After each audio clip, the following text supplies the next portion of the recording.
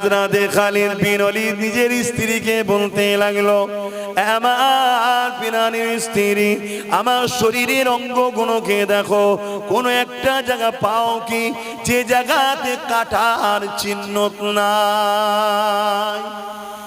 এ নওজওয়ান তরুণেরা, হযরতে খালিদ বিন ওয়ালিদ হুজুরের স্ত্রী শরীরকে চেক করতে লেগেছে। চেক করতে করতে বলছে, এমন কোন জায়গা পেলাম না, হয় নিজের আঘাত, না হয় তীরের আঘাত, না হয় বল্লমের আঘাত, না হয় তরোয়ালের আঘাত, পুরো শরীরটায় আঘাতে ভরা, কিন্তু তথাপি আমি শহীদ কেন হলাম না? আল্লাহ পাক আমাকে এই দরজাখানা দিল না। ওই সময় খালিদ বিন ওয়ালিদকে তিনার স্ত্রী বলেছিলেন, আপনি মনে দুঃখ নেবেন না, পৃথিবীর কার ক্ষমতা আছে আল্লাহ পাকের তরোয়ালকে ভেঙে দিতে পারে? আল্লাহ তো আপনার নাম দিয়েছে সাইফুল্লাহ, আল্লাহ তরোয়াল। এই জন্য আল্লাহ আপনাকে কারো কাছে শহীদ হতে দেননি। এ যুবকেরা, তরুণীরা, বাপেরা, শহীদের কতটা মর্যাদা, শহীদের কতটা দরজা, শহীদের কতটা ইজ্জত সম্মান। আর দুনিয়া জমিনে আমরা দুনিয়া লোভ লালসাতে নিজেদের জান দিয়ে দিচ্ছি। সামান্য বিজনেসের জন্য এক হাত ছাড়া ছাড়া বাদ পড়লো, টাকার লোভে আমরা বেরিয়ে চলে যাচ্ছি। সামান্য জমি জায়গার জন্য ভাই ভাই ঝগড়া করে ফেলতেছে, সামান্য দুনিয়া স্বার্থে মারপিট করে মরে যাচ্ছে। অথচ এই জমিনকে অন্যায় মুক্ত করার জন্য, এই জমিনকে দুর্নীতি মুক্ত করার জন্য, এই জমিনকে অত্যাচারের হাত থেকে বাঁচাবার জন্য, এই জমিনকে সন্ত্রাসের হাত থেকে বাঁচাবার জন্য, আল্লাহর শ্রেষ্ঠ সৃষ্টি মানুষ জাতিকে জালিমদের হাত থেকে বাঁচাবার জন্য ন্যায় সত্য ইনসাফের রাস্তা রাসূল যে দেখিয়েছে, ওই রাস্তায় যদি আমরা সংগ্রামের জন্য এগিয়ে যাই, এই অবস্থায় যদি আমাদের মরণটা হয়ে যায়, অবশ্যই আল্লাহ শহীদের দরজা দেবে। ওই দরজাটা কত বড় সম্মান হবে! কিয়ামতের দিনে আল্লাহ জান্নাতি দিগকে বলবে, হে আমার জান্নাতীরা, তোমরা দুনিয়া জমিন থেকে এসেছো আমার জান্নাতে, আমার জান্নাত তোমাদের কি পছন্দ হয়েছে বলো? না দুনিয়া জমিনটা ভালো ছিল, না দুনিয়াতে তোমরা যেতে চাও? ওই সময় জান্নাতীরা বলবে, ও রব্বি আল্লাহ, না আমরা জান্নাত ছেড়ে যেতে চাই না। কেন? জান্নাতের কোনো তুলনা হয় না, এত সুন্দর জায়গা। আল্লাহ আপনার জান্নাত থেকে আমরা যেতে চাই না। কিন্তু একদল মানুষ দাঁড়িয়ে যাবে, ও রব্বি আল্লাহ, আমরা আপনার দুনিয়া জমিনে যেতে চাই। আল্লাহ পাক বলবে, বান্দারে, দুনিয়ায় কি এমন মজা পেয়েছো, আমার জান্নাতে ওটা পেলে না? ওই সময় বললেন, আল্লাহ পাক, অবশ্যই আপনার জান্নাত বড় সুন্দর, তবে দুনিয়াতে একটা মজা পেয়েছি, ওই মজাটা আপনার জান্নাতে পাচ্ছি না। কি মজা বান্দারে? ওই সময় বান্দা বলতে লাগবে, ও রব্বি আল্লাহ, দুনিয়া জমিনে আপনাকে খুশি করার জন্য, আপনার হাবিবের দেখানো রাস্তা সুন্নাত তরিকায় চলার জন্য দুনিয়ার মানুষ আমাদের জুলুম করেছে, আমাদের উপরে অত্যাচার করেছে। আমরা ন্যায়ের পক্ষে শক্ত হয়ে দাঁড়িয়েছিলাম, হকের পক্ষে দাঁড়িয়েছিলাম, আপনার দ্বীনের পক্ষে ছিলাম, ইনসাফ ইনসানিয়াত ন্যায় মানবতা সত্যের পক্ষে ছিলাম। এই হকের পক্ষে দাঁড়ানোর জন্য দুনিয়ার জালিমরা আমাদেরকে হত্যা করে দিয়েছিল, যখন আমাদেরকে তারা কতল করে দিচ্ছিল, শহীদ করে দিচ্ছিল, আপনার রাস্তায় শহীদ হওয়ার সময়টা যে মজা পেয়েছিলাম, যে আল্লাহ আমাদেরকে বানিয়েছে, আল্লাহর জন্যই মরণ হচ্ছে, এই মরণের মজাটা আপনার জান্নাতও না। আরো জোরে বলুন সুবহান। আল্লাহ নবী যখন মক্কা জমিনে দাঁড়িয়ে গেলেন, কাবা শরীফের পাশে দাঁড়িয়ে গিয়ে নবী আমার তাওহীদের কথা যখন বললেন, রিসালাতের কথা যখন বললেন, মক্কার আবু জেহেল, উতবা, সাইবা আমার রাসূলুল্লাহর বিরুদ্ধে লেগে গেল। এ যুবকেরা, তরুণেরা, দুশমনী বেড়ে গেল, এমন বাড়া বেড়ে গেল। আল্লাহ নবীর খর মুবারককে 40 জন উলঙ্গ তরোয়াল দিয়ে আমার নবী পাকের খরকে ঘিরে ফেললো। কেননা মুহাম্মদ রাসূল যদি থাকে, ইনসাফ প্রতিষ্ঠিত হবে, ইনসানিয়াত প্রতিষ্ঠিত হবে, মজলুমরা অধিকার পাবে, গরিবরা মাথা তুলে দাঁড়াবে, এতিমরা আশ্রয় পাবে, বিধবারা সম্মান পাবে।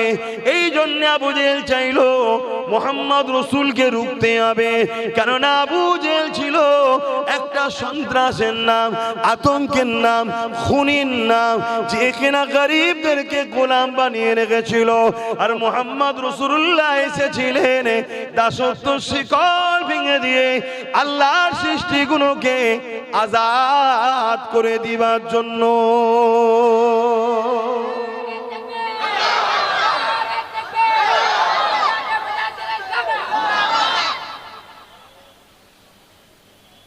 এই জন্য তোমার রাসূল এসেছিলেন। তাহলে আজকেও আবু জেহেল আছে না নাই? বলুন বলুন বলুন। তাহলে আমরা যদি নবীর উম্মত হই, আবু জেহেলের সাথ দেবো তো নাকি? তাহলে কি করব? বলুন কি করব? আবু জেহেলের সাথ দেবো কিনা জিজ্ঞেস করলাম, বললেন না। তাহলে কি করব বলুন? আবু জেহেলের বিরুদ্ধে আমাদেরকে প্রতিবাদ করতে হবে। প্রতিবাদের তিনটে ধরন আছে। ক্ষমতা থাকলে হাত দিয়ে, কিন্তু আমাদের হাতে ক্ষমতা নাই। এটা যারা শাসক হয় তাদের জন্য প্রযোজ্য। দ্বিতীয় নম্বর হলো মুখ দিয়ে। আপনারা আম মানুষ হয়তো মুখ দিয়ে প্রতিবাদ করতে পারবেন না, কিন্তু আপনাদের উচিত যারা জালিমের বিরুদ্ধে প্রতিবাদ করবে তাদের সঙ্গ দিয়ে আপনাদের দরকার। তাহলে আপনাদেরও মুখ দিয়ে প্রতিবাদেরই শামিল আল্লাহ করিয়ে দেবে। জোরে বলুন সুবহানাল্লাহ। 3 নম্বর হলো কি, যদি মুখ দিয়েও প্রতিবাদ করতে না পারো, অন্তর থেকে ঘৃণা করো। যদি এই তিনটের মধ্যে কোনো একটা বৈশিষ্ট্য না থাকে, আল্লাহ নবী বলছেন তার মধ্যে ঈমান নাই। আর বেঈমান যদি কোটি কোটি থাকে, তাতে কিন্তু সমাজের কোনো উপকারও নাই, এবং বেঈমান কখনো আল্লাহর সাহায্য পাবে না। আমরা সুরাতে সকলে তো মুসলমান অনেক, হাকিকাতে ঈমান কজনের আছে? কজন আমরা অত্যাচারী, জুলুম, বদমাইশ আজকের আবু জেহেলদের বিরুদ্ধে কজন কথা বলি? যদি কথা বলতে নাও পারি, ঘৃণাটা কজন করি বল? আর আমি চোখে আঙুল দিয়ে দেখিয়ে দেবো, বড় বড় ভিআইপি নাম করা বক্তা, নাম করা মোল্লা, মলি সাহেব, পীর, পীরজাদা আজকের আবু জেহেলদের দালালি পর্যন্ত করে। তাহলে ঈমান কোথায়?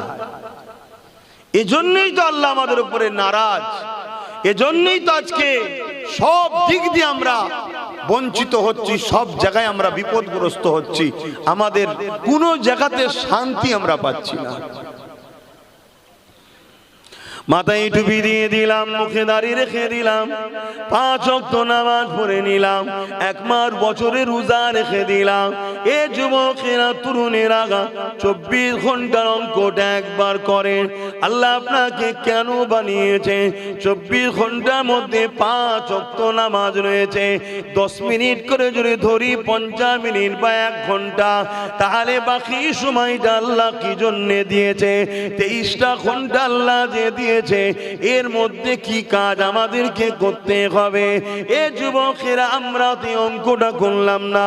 বছরে একবার তো রোজা, 1 মাসের জন্য, জীবনে একবার তো হজ করা ফরজ, তাও আবার ধনীদের জন্য। আর বছরে একবার শতকরা 2.5 টাকা যাকাত দেওয়া ধনীদের জন্য। তাহলে কি আর কোনো কাজ নাই? মনে রাখবেন, কাজ অবশ্যই রয়েছে। সব থেকে প্রথম কাজ হলো অন্যায়কে খতম করো, জুলুমকে খতম করো, সন্ত্রাসকে খতম করো, দাঙ্গাবাজকে খতম করো, মৃত্যু অত্যাচারী জালিমের বিরুদ্ধে সংগ্রাম করো। এগুলোকে মিটিয়ে দিয়ে আল্লাহর জমিনের উপরে আল্লাহর সৃষ্টিগুলোকে বাঁচার জন্য শান্তি সমাজ গড়ে তোলো। এর নাম হলো ইসলাম। এ যুবকেরা, আমার নবী পাক এইটা করতে গিয়ে কত বিপদে পড়েছে। আল্লাহ নবী যখন আবু জেহেল জেহেলের সামনে, উতবায়ের সামনে আমার নবী পাক যখন না ইনসাফ হকের কথা বলতে লেগেছে, তারা আগিয়ে এসে আমার নবী পাকের গায়ে পর্যন্ত হাত তুলে দিয়েছে। বাপারা মা খারা এতিম এসে নবী আমার এমন করে আবু জেহেল উতবা গায়ে হাত তুলে দিল। নবী আমার কাঁদতে কাঁদতে ঘরে চলে গেলে আল্লাহ পাক আওয়াজ দিয়ে দিলে, আমার হাবিব কে মানবে না মানবে আমি আল্লাহ বুঝে নেব। আপনি সত্য সুসংবাদ দাতা আপনি ঘোষণা করে দেন, আপনি বেশি কষ্ট নেবেন না। অথচ আমাদের জন্য আল্লাহ ফরজ করেছে অন্যায়কে মিটাতেই হবে, ন্যায়কে প্রতিষ্ঠিত করতেই হবে, এটা কোরআনের হুকুম। কিন্তু রাসূলুল্লাহকে আল্লাহ বলছে হাবিব আপনি অত কষ্ট নেবেন না, আপনি বলে দেন একবার মানবে কি না মানবে আমি আল্লাহ তার সঙ্গে বুঝে নেব। নবী পাক কিন্তু তথাপিও পরের দিন আবার বেরিয়েছে না ইনসাফের কথা শোনাতে, কেননা রাসূল আমার এই উম্মতকে আল্লাহর জাহান্নাম থেকে বাঁচাবার চেষ্টা করেছে।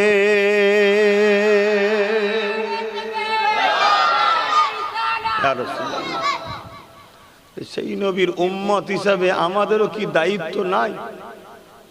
আমাদেরও কি দায়িত্ব পড়ে না যে আমি আমার গ্রাম, আমি আমার গ্রাম, আমি আমার গ্রাম, আমার গ্রামে অসহায় দুঃখী গরিব মানুষ কেউ বিপদে পড়লে তার পাশে দাঁড়াবো, কোন মজলুম কেউ তার পাশে দাঁড়াবো।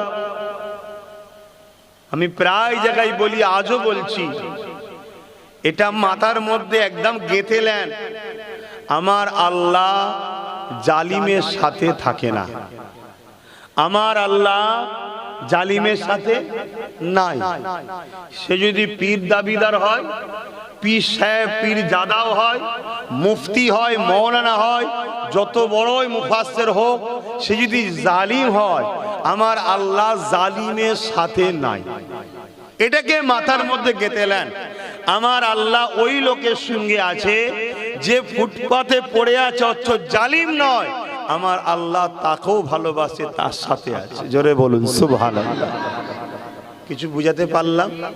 তাহলে আমরা কি জালিমের সাথে থাকতে পারি? জালিমের সাথে যখন আল্লাহ নাই, আর আমরা যদি জালিমের সাথে থাকি, আল্লাহ কি আমাদের সাহায্য করবে? না তো আমরা বলছি, কিন্তু প্র্যাকটিক্যালে আমরা হয় জালিমের খাতায় নাম লিখে দিয়েছি, আর নাই জালিমের সাথে বন্ধুত্ব আছে আমাদের। আছে না নাই? কথা বলছেন না কেন? আসেন, এখনো সময় আছে, তওবা করে নেন, পরিবর্তন হয়ে যান, আল্লাহকে রুকু সিজদা দেন, তাসবিহ পড়ুন সুবহান রাব্বিল আলা, আল্লাহ পাকের কাছে চোখে কোনা দিয়ে পানি ফেলে দেন, আল্লাহ পাকের কাছে ক্ষমা চেয়ে নেন। ও রব্বি আল্লাহ, আমি বড় দুর্বল, আমি বড় কমজোর, অন্যায় করেছি, ভুল করেছি, আজ আপনার কাছে ক্ষমা চাইছি, আল্লাহ আপনি মাফ করে দেন। অবশ্যই আপনি বড় সাহায্যকারী। আল্লাহ আমাদের জন্য উপযুক্ত লিডার বানান, আমাদের জন্য উপযুক্ত নেতা বানান, যার হাতের বরকতে আল্লাহ বা সমাজ থেকে জুলুম মিটে যাবে, সমাজ থেকে দাঙ্গা মিটে যাবে, সমাজ থেকে বেইনসাফি জুলুম অত্যাচার মিটে যাবে। ও রব্বি আল্লাহ, এই সমাজে আমরা নিরাপদে মসজিদে যাব, নিরাপদে মাদ্রাসায় যাব, লাশগুলো কেলে আগামী দিন কোন কবরের স্থানে যাবে, এই যে চিন্তা পারিশান আছে, এই পারিশান আমাদের দূর করে দেয়। ও রব্বি আল্লাহ, আমাদের বাচ্চাগুলো দেশ বিদেশে কাজে গেছে, লাশ হয়ে ঘরে ফিরবে কিনা এর কোনো সিকিউরিটি নাই, কখন যেন ফোন এলো, কে যেন টুকরো টুকরো করে মেরে দিয়েছে, কোন ভিড় যেন এমন করে স্লোগান দিয়ে মুসলমান হওয়ার জন্য টুকরো টুকরো করে মেরে দিয়েছে। এ আল্লাহ, অন্যায় করেছি আমরা, এই জালিমদের ঘরে আপন মনে করে নিয়ে তাদের সঙ্গে আমরা কাঁধে কাঁধ মিলিয়েছিলাম। আল্লাহ, আমরা বড় অন্যায় করেছি, ভুল করেছে, আপনার হাবিবের সুন্নাত ছেড়ে দিয়ে, আপনার হাবিবের রেখে যাওয়া কষ্টের দিনের কথা ছেড়ে দিয়ে এই বেঈমান জালিমদের কি করে গদি ঠিকবে, এই জন্য আমরা দলাদলি মারপিট করেছি। আল্লাহ, আমরা ভুল করেছি, ক্ষমা করে দেন, আপনি আমাদেরকে উপযুক্ত নেতা বানিয়ে দেন। এ যুবকেরা শুনে রেখে দাও, আমার আল্লাহ বড় তওবাকারীকে পছন্দ করে গো। অবশ্যই তিনি তোমাদের আমাদের ডাকে সাড়া দেবে ইনশাআল্লাহ। সেদিন বেশি দূর নয়, জালিমকে মিটিয়ে আল্লাহ পাক তোমার আমার বাচ্চাদের জন্য একটা সুন্দর সমাজ ব্যবস্থা করে দেবে। আরো জোরে বলুন সুবহান।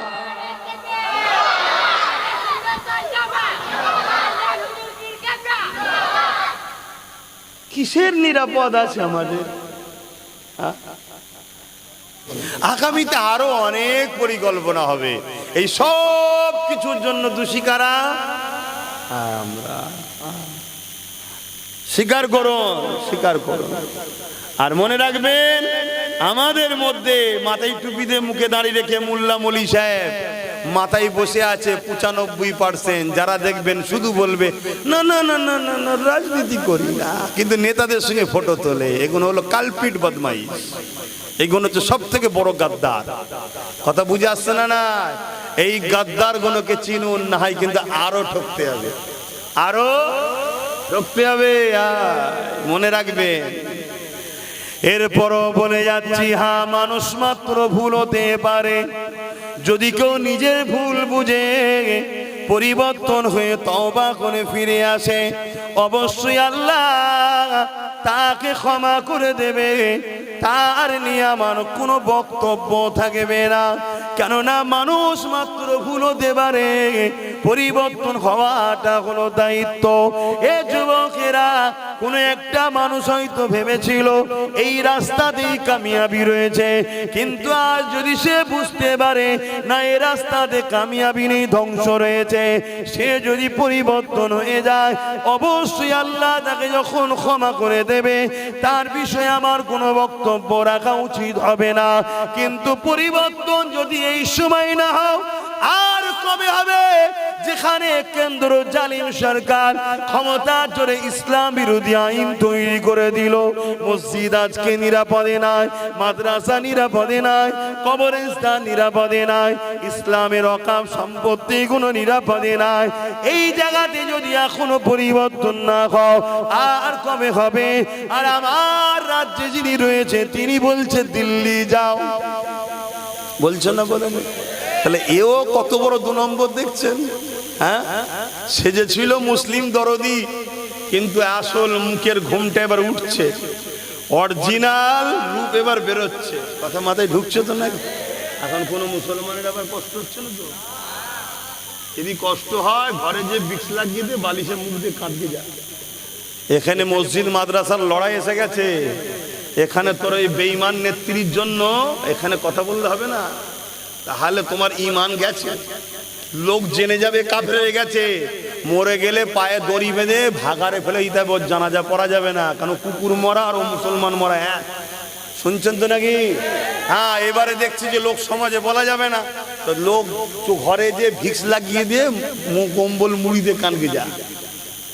কত বড় ধোকা দিল বলেন তো? হ্যাঁ, বললো বিজেপিকে রুখতে আমাকে জিতাও, আর আজকে যখন কেন্দ্র বিল করেছে ইসলাম বিরোধী, তখন ইনি বলছে বাংলায় আন্দোলন নাই, দিল্লি চলে যাও। তাহলে আমাদেরও তো উচিত ভোটের সময় বাংলায় ভোট নাই, দিল্লি যাও বলা দরকার আছে না? না, প্রত্যেকটা ইমানদার বলবে, আর মুনাফেক মুসলমান বলবে না। প্রত্যেকটা ইমানদার আগামী দিন বলবে, আর যারা মুনাফেক তারা বলবে না। হ্যাঁ, এ যদি ক্ষমা চেয়ে যে হ্যাঁ আমার এটা বলা ভুল হয়েছে ভাই, আমার ক্ষমা করে দাও, আমি তোমাদের সাথে আছি, আমি সুপ্রিম কোর্টে যাচ্ছি, কেস করব, নিন্দা বিল পাস করছি, তাহলে ভাই আমার কথা আমি উইথড্র করে নিচ্ছি। কথা বলতে তার আগে পর্যন্ত এই বেঈমানকে সাপোর্ট করা ইসলাম অনুযায়ী হারাম। কারণ এই মসজিদ মাদ্রাসার দুশ্মন, গাদ্দার এই মসজিদ মাদ্রাসা। শুনছেন তো নাকি? হ্যাঁ, এবার নিতে হয় না, না নিতে হয় চলে যাবে যেদিন, সেদিন বুঝবে। আমি আব্বাস সিদ্দিকীও চিরস্থায়ীর জন্য আসিনি, এজন্যই হক কথা বলে যাচ্ছি। কিয়ামত দিন আল্লাহকে বলবো যে আল্লাহ, আপনার হাবিব বলেছিল সব থেকে বড় জিহাদ হলো জালিম শাসকের বিরুদ্ধে কথা বলা। জালিমের বিরুদ্ধে কথা বলেছিলাম যেদিন তোমার মসজিদ মাদ্রাসার বিরুদ্ধে লেগেছিল। কিন্তু খোদা, মাথায় টুপি দিয়ে মুখে দাঁড়িয়ে রেখে বড় বক্তা মলি সাহেব সেজে একদল দালাল ঘুরে বেরিয়েছিল, যারা কমকে জবাই করেছে, কমকে ক্ষতি করেছে, কোটি কোটি টাকায় বিক্রি হয়েছে। আমাদের ধ্বংস শুরু কবে থেকে হলো? যেদিন বাবরি মসজিদের বিরুদ্ধে সুপ্রিম কোর্টের মতো একটা কোর্ট থেকে সংবিধান বিরোধী একটা রায় বেরোলো, সেদিন আমার ভারতের একদল উলামা মুল্লারা বলেছিল যে একটা মসজিদ যাচ্ছে যাক, আমরা শান্তি চাই। আমি ওই দিন বুঝেছিলাম এদিনের মুসলমান ভারতের এবারে শেষ হবে, কেন গাদ্দারেদের মাথায় বসে আছে। অথচ ইসলাম কি বলছে? নিজের পরিবার, বাপ বাচ্চা কুরবান হয়ে যাক, সত্যকে কখনো কুরবান করো না, ইনসাফকে কখনো কুরবান করো না, মিথ্যাকে কখনো মাথা তুলে দাঁড়াতে দিও না। তাতে তোমার ছেলেকে যদি কতল করতে হয়, শহীদ করতে হয়, ফাঁসি দিতে হয়, শাস্তি দিতে হয়, তাও দাও। মিথ্যা যেন কখনো মাথা না তোলে, সত্যের জয় হোক। কথা মাথায় ঢুকছে না? ঢোকে না। কিন্তু গাদ্দাররা কি বলেছিল? হ্যাঁ, আর কত গাল দিয়েছে আমাকে, বাপ তুলে মা তুলে গাল দিয়েছে না, দেয় না? কষ্ট হচ্ছে আপনাদের? যদি মিথ্যা বলি, ইসলাম বিরোধী বলি, অবশ্যই প্রোটেস্ট করবেন, কিন্তু আদবের সাথে করবেন।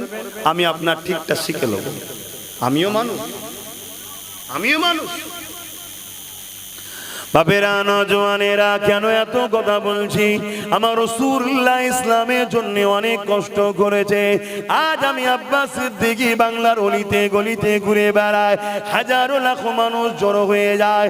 আজ মাথায় টুপির অভাব নেই, মসজিদ মাদ্রাসার অভাব নেই, দাড়ি টুপির অভাব নেই, মুসলমানের অভাব নেই, কিন্তু আমিন আল্লাহ ইসলামের জন্য কত কষ্ট করেছে। মক্কা জমিন আমার রাসূলের পাকের খুন মোবারক কাবার জমিনে ঝরেছে ইসলামের জন্য। এ যুবকেরা, তরুণীরা, বাপেরা, সেই ইসলামকে আজকে আমরা মুনাফিক মুসলমান একদল আছে, তারা নিজেরা ইসলামকে ধ্বংস করে ফেলছে। এ যুবকেরা, ইসলামের জন্য আমার নবী পাকের উহুদের ময়দানে দান্দা মোবারক খানা শহীদ হয়েছে। এ যুবকেরা গরিবের পক্ষে, অসহায়ের পক্ষে, ইনসাফ ইনসানিয়াতের পক্ষে, নাই সত্যের পক্ষে আল্লাহ নবী জানান দাঁড়ানোর জন্য আমার নবী পাকের জীবনে এমনও দিন গেছে, আল্লাহ নবী গাছের পাতা ফলমূল খেয়ে পাহাড়ে জীবন ধারণ করেছে। এমনও দিন গেছে আমার নবী পাক সিজদায় পড়ে গেছে। মক্কা জালিম আবু জেহেল উতবা সাইবারা আমার নবী পাকের পিঠে পচা দুম্বার ভুঁড়ি চাপিয়ে দিয়েছে। এই ইসলামের জন্য এত কষ্ট করেছে। আজকে সেই ইসলামকে নিয়ে কোন মোল্লা মৌলভী সাহেব পীর জাদা খেলা করবে, এ যুবকেরা ধরে জান থাকতে আমি ছেড়ে দেবো না। আল্লাহ যদি মাইক দেয় আর সামনে যদি লোক বসিয়ে দেয়, তাতে AK-47 পিছনে দাঁড়ালো, সেখানেও ইনশাআল্লাহ এই কথাই বলবো, যারা আমার নবীর দ্বীনের দুশমন, তারাই হলো প্রকৃত আতঙ্কবাদী, তারাই হলো প্রকৃত সমাজ বিরোধী, তারাই হলো প্রকৃত জমিনের উপরে মানবরূপী দুপায়ে পশু। এতে আমার কোনো টেনশন নাই, চিন্তা নাই। কেন? আমি আমার গবেষণা রিসার্চে দেখেছি মুহাম্মদ রাসূলের জীবনটা কোনো কল্যাণ নাই, উত্তম ভালোবাসা।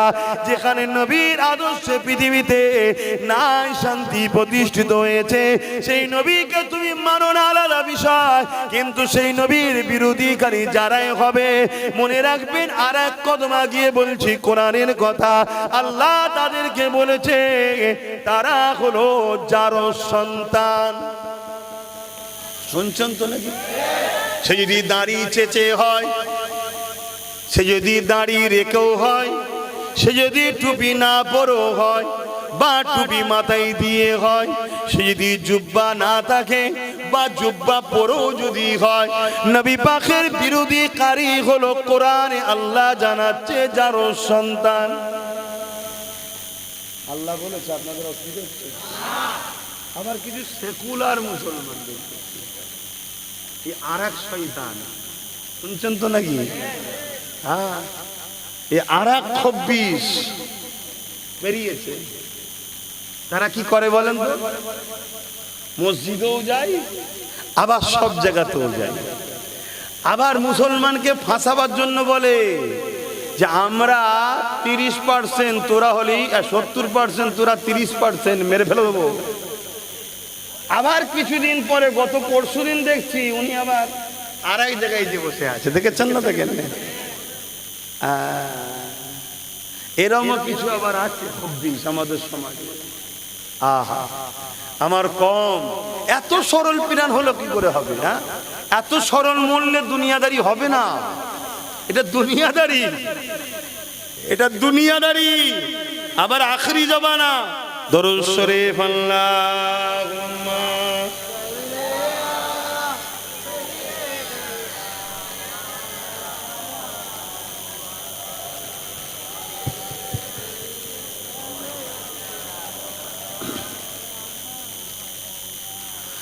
যাদের হৃদয়ে আছে আল্লাহর ভয়,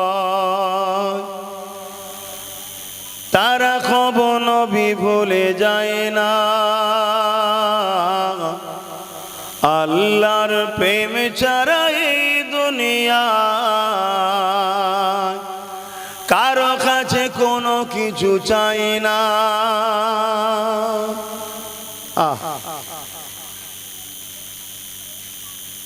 যাদের হৃদয়ে প্রকৃত আল্লাহর প্রেম আছে তারা কখনোই নবী ভুলবে না, এবং আল্লাহর প্রেম ছাড়া এই দুনিয়ায় আর কি চাই তারা?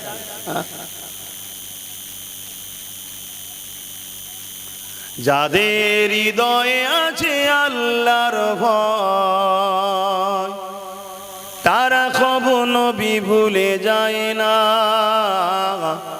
আল্লাহর প্রেম ছাড়া এই দুনিয়া কারো কাছে কোনো কিছু চাই না। রাতের আঁধারে যারা সিজদাতে রয়, দু চোখের অশ্রুতে নদী যেন বয়। রাতের আঁধারে যারা সিজদাতে রয়, দু চোখের অশ্রুতে নদী যেন বয়। ছলনার খাঁচানি যত আসো, ছলনার খাঁচানি যত আসো, পিছনে ফিরো তাকায় না। যাদের হৃদয়ে আছে আল্লাহর ভয়, তারা কখনো নবী ভুলে যায় না। দিন কায়েমের পথে যারা অবিচল, তারা হলো আল্লাহর প্রিয়জন। দিন বলতে কি? ইসলাম। ইসলাম প্রতিষ্ঠিত করার জন্য যারা সর্বসময় ব্যস্ত থাকে তারাই তো আল্লাহর প্রিয়জন। আর ইসলাম কি? ইসলাম, ইসলামের সব থেকে ভালো কাজ কি? ক্ষুধার্ত মানুষকে খানা খাওয়ানো।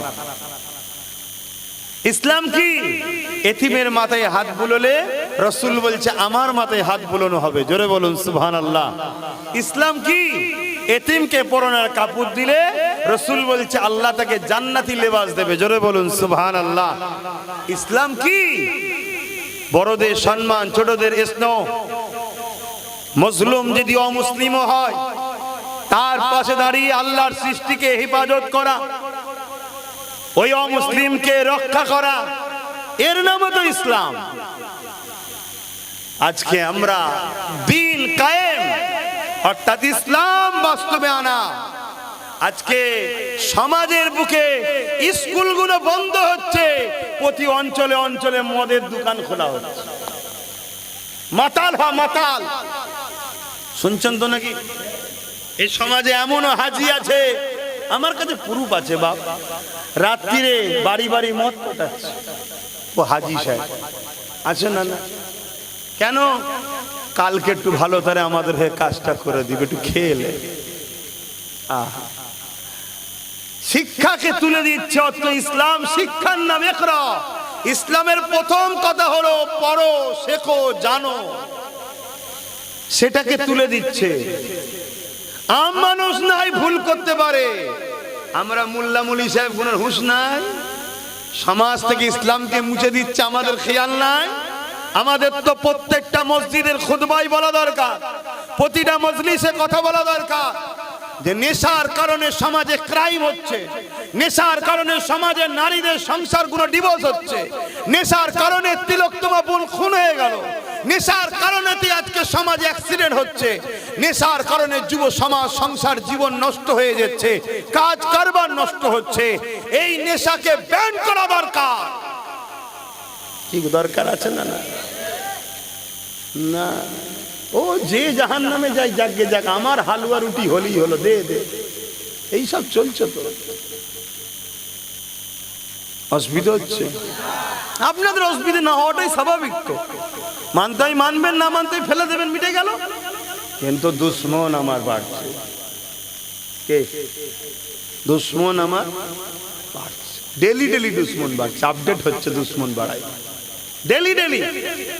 আর আমিও জানি ও যত দুশ্মন বাড়ে বাড়ুক গে যায়, তকদির আল্লাহর কুদরতি হাতে আছে। জোরে বলুন সুবহানাল্লাহ।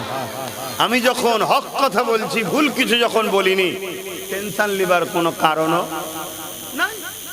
খোদা যদি আমাকে ওই মাকাম দেয় যে মাকাম হযরতে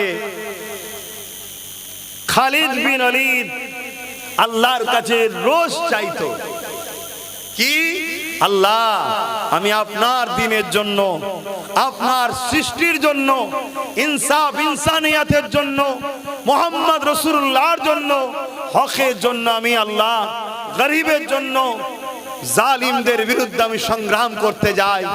আল্লাহ মুসলিমদের সাথী হই, জালিমদের অস্ত্রের আঘাতে আমি যেন শহীদ হয়ে যাই। আল্লাহ আমি শহীদ হয়ে যাই, এ দরজা যেন আমায় পায়। রোজ দোয়া করে। 120 থেকে 25টা লড়াই করেছে, 120 থেকে 25টা লড়াই খালিদ বিন ওলীদের নেতৃত্বে আল্লাহ বিজয় দান করেছে। জোরে বলুন সুবহানাল্লাহ। কিন্তু 120-25টা লড়াইয়ের পর একদিন, এবারে হায়াত তো সবার শেষ হবে রে বাবা, একদিন বিছানায় শুয়ে আছে, ইন্তেকালের সময় হয়ে গেছে, খালিদ বিন ওলীদের চোখ দিয়ে পানি গড়াচ্ছে। স্ত্রী জিজ্ঞেস করছে, আপনি কাঁদছেন কেন? আমার বড় আফসোস, আমাকে আল্লাহ শহীদ কেন করলো না? কেন? এত বড় দরজা, শহীদের দরজা কি? যে অবস্থায় ইন্তেকাল করবে, কিয়ামতের দিন ওই অবস্থায় উঠবে, ওই অবস্থাতেই আল্লাহ তাকে বেহিসাব জান্নাত দেবে। জোরে বলুন সুবহানাল্লাহ। হায় হায়, কত বড় কপাল আব্বাসের হয়েছে বলে মনে হচ্ছে না। কথা বুঝছেন না, বোঝেন না? পাপী গুনাহগার মানুষ, যদি এত বড় কপাল হয় তো বিরাট নসিবের ব্যাপার। আরে মরতে তো আজ নাই কাল হবে, আমাকেও হবে, তোমাদেরও হবে। পালিয়ে বাঁচবে কোথায়? তেল মাখিয়ে মাখিয়ে কতদিন চালাবে? কি আব্বা জান বলবেন তো, কতদিন চলবে? আমি মুরব্বীকে খুব চিনি, কথা বুঝে আসছে তো নাকি? অতএব পালিয়ে যাবার কোনো উপায় আছে? আওয়াজ জোরে, পালিয়ে যাবার উপায় আছে? আরে চোখের সামনে দেখা যাচ্ছে দাদু দাদি বেঁচে আছে, নাতি পুতা চলে গেছে, চোখের সামনে ঘটছে, কত ছোট ছোট মানুষ চলে যাচ্ছে। আহা, হক কথা বলো। যদি বলতে না পারো, নীতিটা ঠিক করো, হকের পক্ষে নীতি ঠিক করো, তাতে 10 জন থাকো, মজবুত থাকো, বাকি কারো বিরোধেরও দরকার নেই, মিশারও দরকার নেই। কেন? তোর নীতি আলাদা, আমার নীতি আলাদা। ভাই তুই তোর রাস্তায় চলে, আমাকে আমার রাস্তায় চলতে দে। কথা মাথায় ঢুকছে তো? বাপজান আমার, খালিদ বিন ওলীদকে তিনার স্ত্রী জিজ্ঞেস করছে, আপনি কাঁদেন কেন?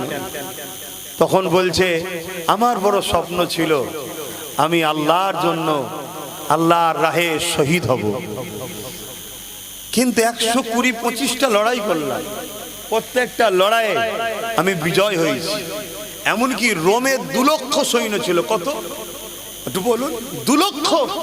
খালিদ বিন ওলীদ হুজুর মাত্র 3000। 3000।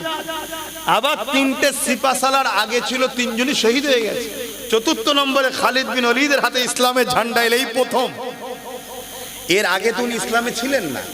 ইসলামে আসার পরে ইসলামের যুদ্ধের নেতৃত্ব ঝান্ডা সিপাহসালার হিসেবে এই প্রথম আসলো। রোমের বিরুদ্ধে 2 লক্ষ সৈন্যর মোকাবেলায় মাত্র 3000।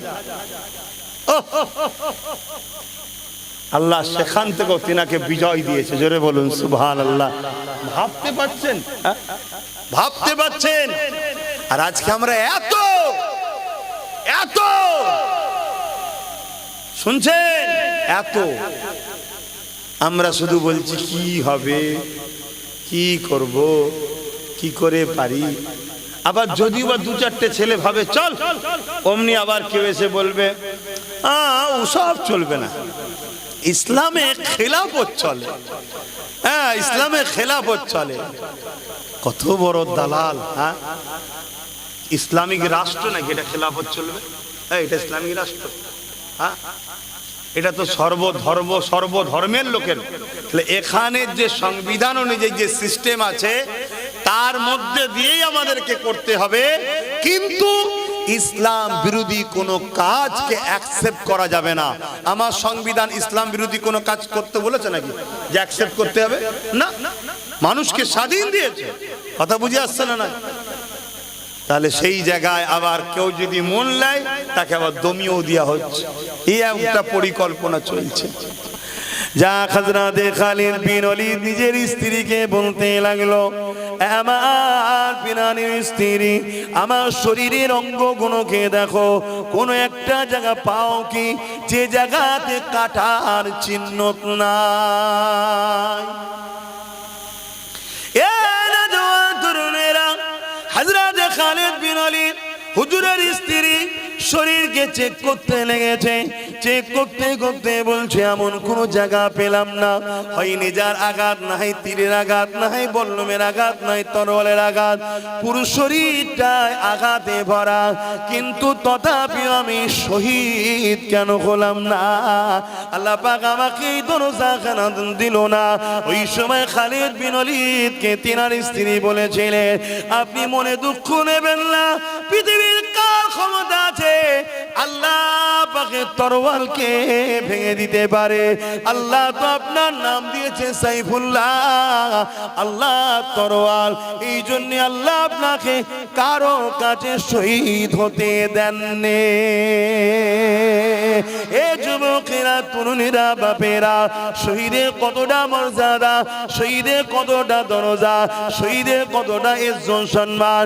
আর দুনিয়া জমিনে আমরা দুনিয়া লোভ লালসাতে নিজেদের জান দিয়ে দিচ্ছি।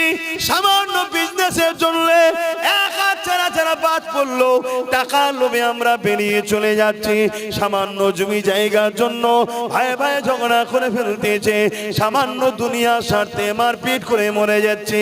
অথচ এই জমিনকে অন্যায় মুক্ত করার জন্য, এই জমিনকে দুর্নীতি মুক্ত করার জন্য, এই জমিনকে অত্যাচারের হাত থেকে বাঁচাবার জন্য, এই জমিনকে সন্ত্রাসের হাত থেকে বাঁচাবার জন্য, আল্লাহর শ্রেষ্ঠ সৃষ্টি মানুষ জাতিকে জালিমদের হাত থেকে বাঁচাবার জন্য ন্যায় সত্য ইনসাফের রাস্তা রাসূল যে দেখিয়েছে, ওই রাস্তায় যদি আমরা সংগ্রামের জন্য এগিয়ে যাই, এই অবস্থায় যদি আমাদের মরণটা হয়ে যায়, অবশ্যই আল্লাহ শহীদের দরজা দেবে। ওই দরজাটা কত বড় সম্মান হবে! কিয়ামতের দিনে আল্লাহ জান্নাতি দিগকে বলবে, হে আমার জান্নাতীরা, তোমরা দুনিয়া জমিন থেকে এসেছো আমার জান্নাতে, আমার জান্নাত তোমাদের কি পছন্দ হয়েছে বলো? না দুনিয়া জমিনটা ভালো ছিল, না দুনিয়াতে তোমরা যেতে চাও? ওই সময় জান্নাতীরা বলবে, ও রাব্বি আল্লাহ, না আমরা জান্নাত ছেড়ে যেতে চাই না। কেন? জান্নাতের কোনো তুলনা হয় না, এত সুন্দর জায়গা আল্লাহ, আপনার জান্নাত থেকে আমরা যেতে চাই না। কিন্তু একদল মানুষ দাঁড়িয়ে যাবে, ও রাব্বি আল্লাহ, আমরা আপনার দুনিয়া জমিনে যেতে চাই। আল্লাহ পাক বলবে, বান্দারে, দুনিয়ায় কি এমন মজা পেয়েছো আমার জান্নাতে ওটা পেলে না? ওই সময় বললেন, আল্লাহ পাক, অবশ্যই আপনার জান্নাত বড় সুন্দর, তবে দুনিয়াতে একটা মজা পেয়েছি, ওই মজাটা আপনার জান্নাতে পাচ্ছি না। কি মজা বান্দারে? ওই সময় বান্দা বলতে লাগবে, ও রাব্বি আল্লাহ, দুনিয়া জমিনে আপনাকে খুশি করার জন্য, আপনার হাবিবের দেখানো রাস্তা সুন্নাত তরিকায় চলার জন্য দুনিয়ার মানুষ আমাদের জুলুম করেছে, আমাদের উপরে অত্যাচার করেছে। আমরা ন্যায়ের পক্ষে শক্ত হয়ে দাঁড়িয়েছিলাম, হকের পক্ষে দাঁড়িয়েছিলাম, আপনার দ্বীনের পক্ষে ছিলাম, ইনসাফ ইনসানিয়াত ন্যায় মানবতা সত্যের পক্ষে ছিল, এই হকের পক্ষে দাঁড়ানোর জন্য দুনিয়ার জালিমরা আমাদেরকে হত্যা করে দিয়েছিল। যখন আমাদেরকে তারা কতল করে দিচ্ছিল, শহীদ করে দিচ্ছিল, আপনার রাস্তায় শহীদ হওয়ার সময়টা যে মজা পেয়েছিলাম, যে আল্লাহ আমাদেরকে বানিয়েছে, আল্লাহর জন্যই মরণ হচ্ছে, এই মরণের মজাটা আপনার জান্নাতও না। আরো জোরে বলুন সুবহান।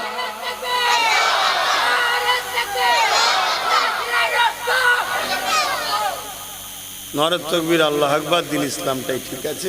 আমার নবীর স্লোগান দাও, বলো লাব্বাইক লাব্বাইক লাব্বাইক, নারে দিবে।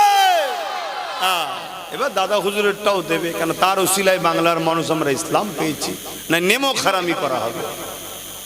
আমাদের সবার থেকে দাদা হুজুরকে আল্লাহ রসুল বেশি ভালোবাসে, জোরে বলুন সুবহানাল্লাহ।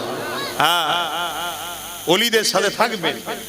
আজকাল কিছু লোক আছে ওলি আল্লাহদের দুশ্মন তৈরি হচ্ছে, আর ইসলাম বিদ্বেষীদের ষড়যন্ত্র। আল্লাহ নবী যেখানে বলেছে ৭৩টা দল হবে, ৭২ জাহান্নামী হবে, একটা দল জান্নাতি হবে। ডিসাইড করো দাদা হুজুর জাহান্নামী না জান্নাতি। যদি জান্নাতি মনে হয় তাহলে দুটো দল যাবে না, এনাকে মজবুত করে ধরে রাখো। অনেক রকম দলিল দেখাবে, অনেক কোরআন হাদিস দেখাবে, ভেতরে ভেতরে ভেতরে ভেতরে সব ইসলামিক দুশ্মন শাসকদের সঙ্গে সব সেটিং করে বসে আছে। কথা বুঝে আসছে? হ্যাঁ, একটার পর একটা ইসলাম ধর্মের বিষয়ে যে হাত তুলছে, এর পিছনে অনেক মুনাফিক মানুষ রয়েছে। তো যাক ভাইয়ের আমার, হকের পক্ষে থাকতে হবে। আল্লাহর হুকুম যেদিন যেভাবে হবে চলে সবাইকে যেতে হবে, কিন্তু ন্যায়ের পক্ষে থাকো, গরিবের পক্ষে থাকো, অসহায়ের পক্ষে থাকো। সে গরিব যদি অমুসলিম হয় তারও পাশে দাঁড়াও, কোন মজলুম যদি অমুসলিম হয় তারও পাশে দাঁড়াও। কথা বুঝে আসছে? জালিমের পক্ষে থেকো না। আজকে অনেক মুসলমান আছে, নামধারী মুসলমান, তারা জালিমের খাতায় নাম লিখিয়েছে। তারা আমাদের কেউ নয়, তাদের সঙ্গে ইসলামের কোনো সম্পর্ক নেই। মুসলিম দাবি করলেই হয়ে যায় নাকি?